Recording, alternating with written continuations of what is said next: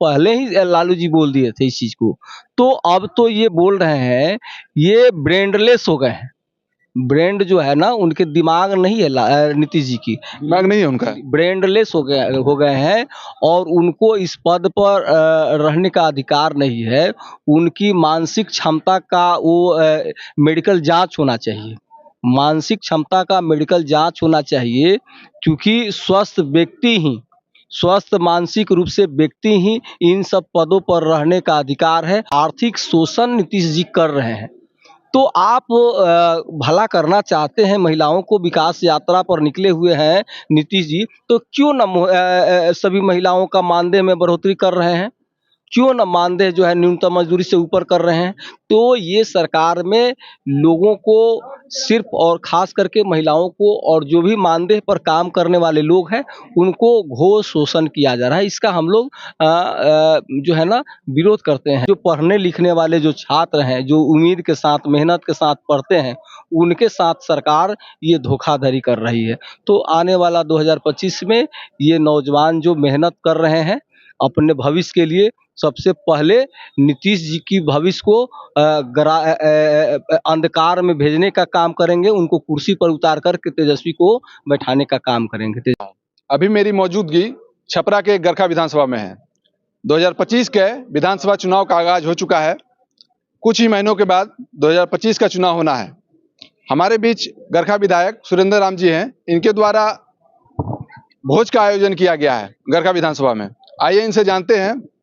पहले तो आपका स्वागत है। बहुत बहुत धन्यवाद आपको और आपके चैनल को। क्या कुछ लक्ष्य है 2025 में? 2025 में हम लोगों का लक्ष्य है कि महागठबंधन जो है 200 सीटों से ऊपर से लीड हम लोग कर रहे हैं और उसमें आपका गरखा विधानसभा के आम जनता यही चाह रही है कि इस बार तेजस्वी जी की सरकार में गरखा का भी अहम भूमिका हो और गरखा को भारी मतों से लीड करा करके यहाँ की जनता पुनः भेजना चाहती है। तो हम लोग तेजस्वी जी के जो संदेश है, जो उनका संकल्प है, उस संकल्प के साथ हम लोग काम कर रहे हैं। क्योंकि संकल्प है कि माई बहिन मान योजना के तहत जो हमारी बहनें हैं, हमारी माएँ हैं, उनको प्रत्येक माह 25-2500 रुपया उनके खातों में पैसा देने की बात है। और उसके बाद जो बिजली का बिल देख रहे हैं कि गरीबों को कितना परेशानी झेलना पड़ रहा है, बिजली का बिल जमा नहीं कर पा रहे हैं। तो सभी घरों को सभी परिवारों में 200 यूनिट बिजली मुफ्त देने का जो संकल्प है तेजस्वी जी का, उस संकल्प को हम लोग जनता में जा कर के बता रहे हैं और ये सब लोग चाह रहे हैं कि इस बार तेजस्वी जी की सरकार बने। वृद्धा पेंशन, तेजस्वी जी का ये भी संकल्प है कि वृद्धा पेंशन, विधवा पेंशन, विकलांग पेंशन को भी जो आज महंगाई के युग में जो मात्र 400 रुपया है, उस राशि को हमारी सरकार बनेगी, तेजस्वी बाबू की सरकार बनेगी, तो वह राशि 400 से बढ़ा करके 1500 कर दिया जाएगा। उसके बाद आपका गैस सिलेंडर आप देख रहे हैं कि जहां कांग्रेस की सरकार 390 रुपया से शुरू किया था, आज ये सरकार भाजपा की सरकार में कमरतोड़ महंगाई में ये गैस सिलेंडर जो है आपका 1000-1200 रुपया में मिल रहा है। तो उस गैस सिलेंडर को भी आने वाला जब हमारी सरकार बनेगी, तेजस्वी बाबू की सरकार बनेगी, तो उस सरकार में ये मात्र आपका 500 रुपये में गैस सिलेंडर मिलेंगे। इतना ही नहीं, जो हमारे आदरणीय तेजस्वी बाबू, जो उन पर नौजवानों की निगाह लगा हुआ है, टकटकी है कि उनकी सरकार बनेगी तो इस राज्य में लोगों को, युवाओं को जिस तरह से मात्र 17 महीना की सरकार में कैंप लगा कर के गांधी मैदान में जिस तरह से, और गांधी मैदान ही नहीं पूरे जिला में सभी इस राज्य के सभी जिलों के मुख्यालय में जो नियुक्ति पत्र बांटा गया, तो लोग चाहते हैं कि ऐसा ही सरकार चाहिए तेजस्वी जी की। जब उप मुख्यमंत्री थे तो इतना बेहतर रोजगार के क्षेत्र में काम किए हैं, तो यदि मुख्यमंत्री उनको बन जाए और 5 साल का उनको मौका मिले तो बिहार का कायाकल्प हो जाएगा। और जिस चाह से जो नौजवान चाहते हैं कि तेजस्वी जी बने, तो उनका आशा और विश्वास तेजस्वी जी पर है, तो तेजस्वी जी की सरकार को लोग चाहते हैं। जदयू के एक नेत्री है वीना मानवी, उनका हम इंटरव्यू किए तो वो बोलती है माई बहन मान योजना के तहत जो 2500 रुपया दिया जा रहा है, महिलाओं को निकम्मा बनाया जा रहा है, इससे बढ़िया उनको रोजगार दे देती। ये सब कहना है जदयू का, तो क्या कुछ बोलिएगा इस पे? तो तो हम तो यही पूछना चाहते हैं नीतीश जी से कि आप जो है आंगनबाड़ी सेविका, सहायिका, आशा दीदी, ममता दीदी, जीविका दीदी, रसोइया और जो तालमी मरकज के लोग हैं, और उसके बाद जो सफाई कर्मचारी जो काम करते हैं, तो आप जो है उनको मानदेय न्यूनतम मजदूरी से भी कम है। ये तो एकदम ये जो है ना, ये घोर शोषण कहा जाएगा कि नीतीश जी की सरकार में न्यूनतम मजदूरी जो है, न्यूनतम मजदूरी से कम मानदेय है, न्यूनतम मजदूरी से मानदेय ऊपर होना चाहिए। तो ये क्या कहा जाएगा? ये बिहार राज्य में महिलाओं का आर्थिक शोषण नीतीश जी कर रहे हैं। तो आप भला करना चाहते हैं, महिलाओं को विकास यात्रा पर निकले हुए हैं नीतीश जी, तो क्यों ना सभी महिलाओं का मानदेय में बढ़ोतरी कर रहे हैं? क्यों ना मानदेय जो है न्यूनतम मजदूरी से ऊपर कर रहे हैं? तो ये सरकार में लोगों को सिर्फ और ख़ास करके महिलाओं को और जो भी मानदेय पर काम करने वाले लोग हैं, उनको घोर शोषण किया जा रहा है। इसका हम लोग जो है ना विरोध करते हैं इस सरकार का।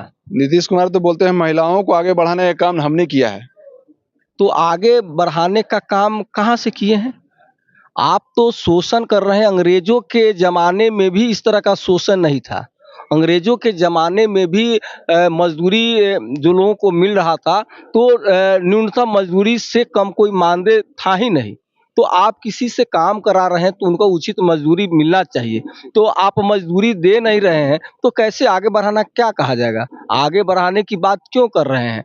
आगे आप बढ़ा कहाँ रहे हैं? आप मज़दूरी भी नहीं दे रहे हैं लोगों को, तो ये कहा जाएगा कि लोगों का आर्थिक शोषण इस राज्य में हो रहा है। उस आर्थिक शोषण का हम लोग विरोध करते हैं। अच्छा, 2005 में पुलिस विभाग में 900 कुछ महिलाएं नौकरी करती थी टोटल, और 2013 में जब 35% आरक्षण दिया गया, उसके बाद 29,000 महिलाएं काम कर रही है अभी पुलिस विभाग में, जो पूरे देश में दूसरा स्थान है। तो उनका कहना है कि महिलाओं को आगे बढ़ाने का काम हम ही कर रहे हैं, और भी पार्टियां सिर्फ मतलब कि वादे करती है, पूरा नहीं करती है। नहीं, ये तो रोज़गार है, ये तो रोज़गार है, तो हम लोग तो माँग करते हैं कि 50% महिलाओं को दीजिए। हर क्षेत्र में दीजिए, सरकारी नौकरी हो, सभी क्षेत्र में हो, लेकिन मानदेय के नाम पर जो महिलाओं का शोषण कर रहे हैं, ये शोषण उचित नहीं है। अच्छा, नीतीश कुमार का जो अभी फिलहाल में बयान चर्चित में है कि बोले तो 2005 से पहले महिलाएं कपड़ा नहीं पहनती थी, इसी तरह का बयान है, और उसके बाद से ही कपड़ा पहना जा रहा है। देखिए, आदरणीय गरीबों के मसीहा आदरणीय लालू जी, ये जो जैसे ही विकास यात्रा पर निकलने से पहले ही वो बोल दिए थे कि ये विकास यात्रा पर नहीं निकल रहे हैं, ये आँख सेकने जा रहे हैं। ये तो पहले ही लालू जी बोल दिए थे इस चीज़ को। तो अब तो ये बोल रहे हैं, ये ब्रेनलेस हो गए हैं।